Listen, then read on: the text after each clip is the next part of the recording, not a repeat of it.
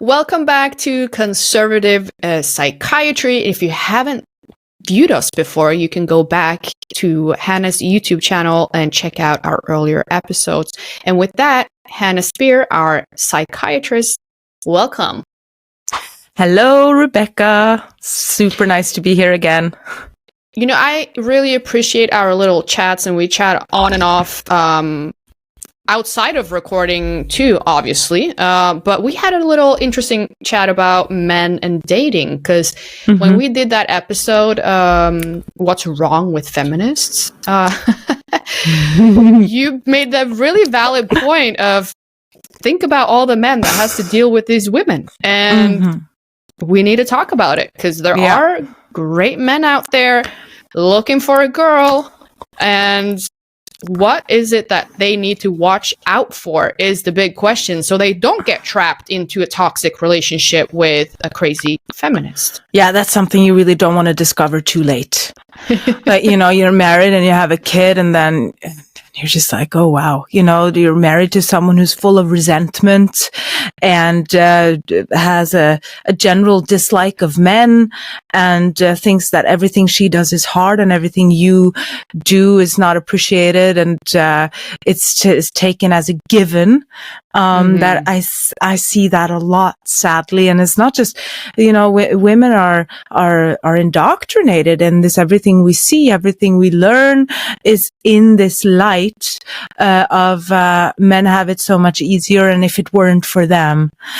So even women who don't call themselves, don't label themselves feminists, they have this. So you have to really know who you're getting into bed with. Literally. Yeah. I think it's kind of interesting, because I did see a video, I think it was on Instagram. I was going through the reels, and there's a podcast. I can't remember the name of it because I didn't stick around long enough to watch the entire episode, but it was a man, and he was saying, you know, being romantic, romance, who does it benefit? Who does romance benefit? And it was interesting because he made the valid point that men are the ones being romantic, and the women are just, you know, they're just receiving, and they're not participating in the romanticizing of a relationship in the same way that men are. They have to put down the hard work, you know, like we expect to be treated like princesses, and you know, getting flowers and being, you know, courted basically. And they need to, the courtship is really important, don't get me wrong. But it was interesting thinking back on it, and that, you know, how little appreciation a lot of women have for the efforts that men put into being romantic and courting you. Yeah. And there's a place for courtship. It should. I think there's a good argument to be made for romance. I mean, women are the ones who do the choosing, for good reasons. And, so there's definitely that, but that she appreciates it, that she shows how grateful she is. That's, of course, those are very good signs. I think that those have to happen, and that she also shows her nurturing side towards you. So I think, like, when you are dating, certain things need to happen. Like, you really need to get to know her. So how does she treat you when you're sick? If you call her and you say, I can't make it tonight, I'm sick, what does she do? What do you need her to, you want to show that she then cancels her plans in order to take care of you, if that, or at least offer. So that's an example. But I do quickly want to go back. I think in asking yourself, like, who should I be dating? Who's the right person for me? I think, and too few men do this. I've seen that they don't ask themselves the question, like, what do I want out of life? They don't paint the picture of what they want to have when they're 10 years ahead, 20 years ahead, and we're going to live a really long life. So when you're searching for when you're dating, you want to have answered these questions already. Like, am I dating to find a mother for my children, or am I dating so that I can have a travel partner? Because I think those two are very different women. And I meet a lot of couples now who say, oh yeah, we've been dating for 5 years, 7 years. And they're, oh, but we don't know if we want to have a family. And I just think like there are serious conversations that this couple that they haven't had. And it's going to cause them problems later on, because look at a woman in her late 20s who says that she doesn't want to have kids, that should raise a red flag. Right? And there are women for whom it's not right to have a child. But then you really then you should be searching for that woman, right? Then you also should have made that decision. I don't want to have children. I want to set up my life this way, right? Because it's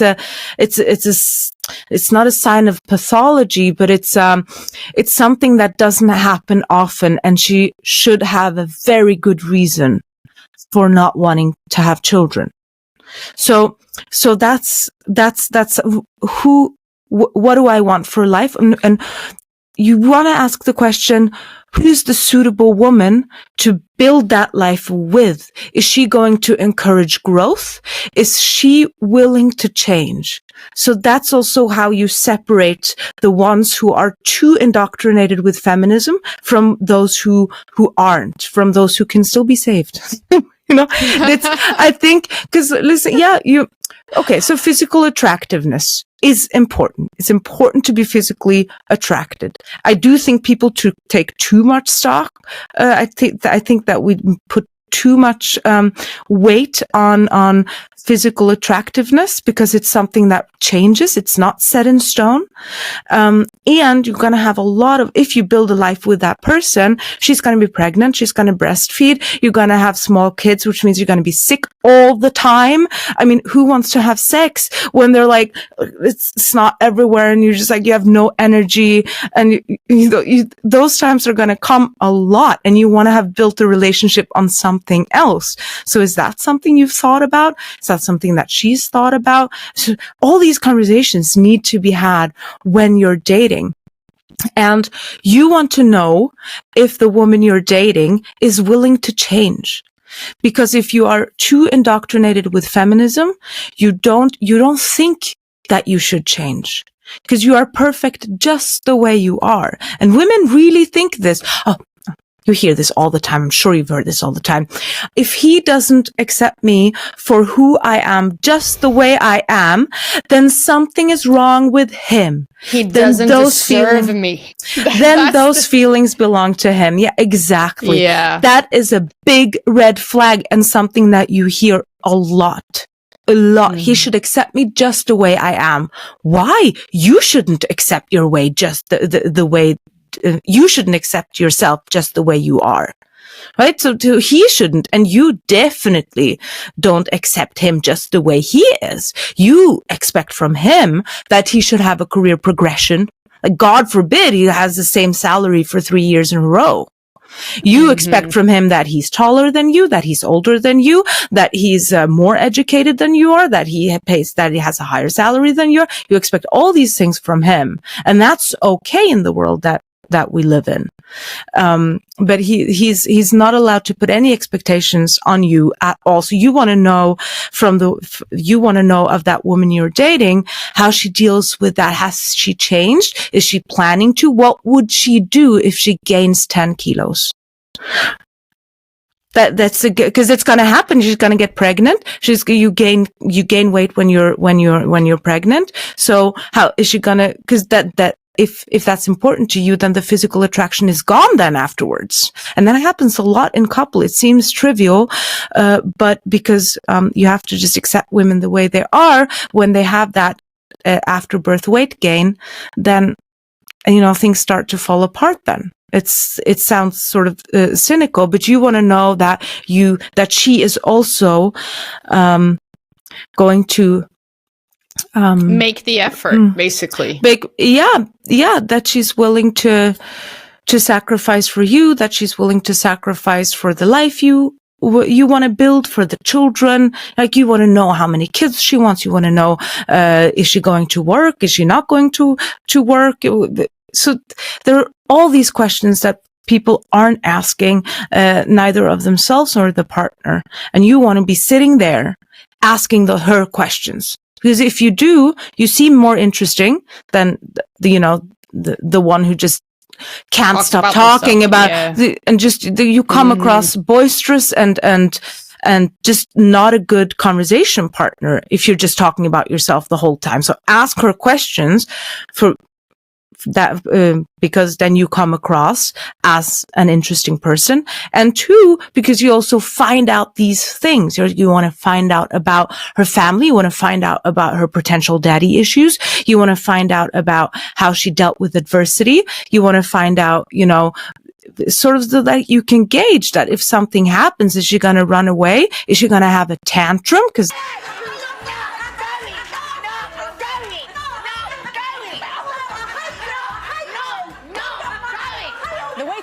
to ignore them, and that counts for children. That's the red flag, women who have tantrums. Does she see things in black and white? Can she sort of integrate the sort of the extreme parts of her personality, right? Because those are extreme personality traits, having tantrums and reacting to things too strongly, being too dramatic. And you want to know that she is matured enough to integrate all those things into her personality.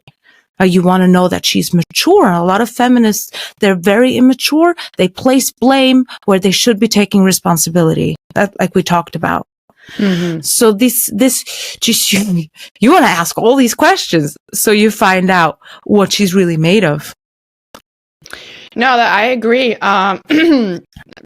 But I have this impression that the dating scene these days is kind of difficult. Well, not really impression. I have been on this dating scene. It is difficult. Okay. Mm-hmm. Personally, I think so.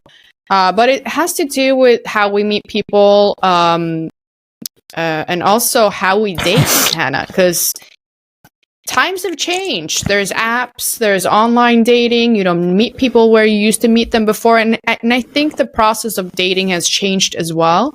Now, I, as a person, I'm very blunt. So, and I don't sugarcoat anything, even if my life depended on it. So I don't have no issue asking these questions to people that I go on dates with, Like I asked the question, do you want a family? Do you want to have kids? What does your life look like? And it seems to, I don't know. I think people are kind of scared of those questions. Maybe it is because they didn't actually think it through and it creates some sort of pressure. I don't know. But yeah. But how can we go about dating in this world, and particularly for men meeting women? Like, I mean, people are so squeamish. They run off. Maybe that's a good sign. Maybe that's the red flag that you just never need to explore.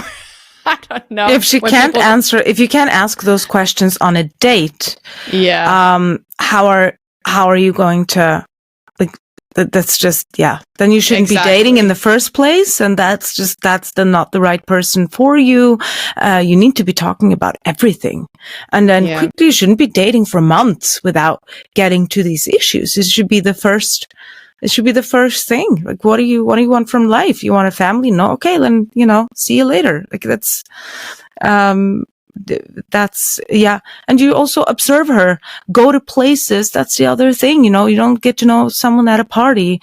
You need to also do things where you really get to know each other, to go to her community and see how she treats people around her. How does she treat women who are less fortunate than she is? Does she kiss up and kick down?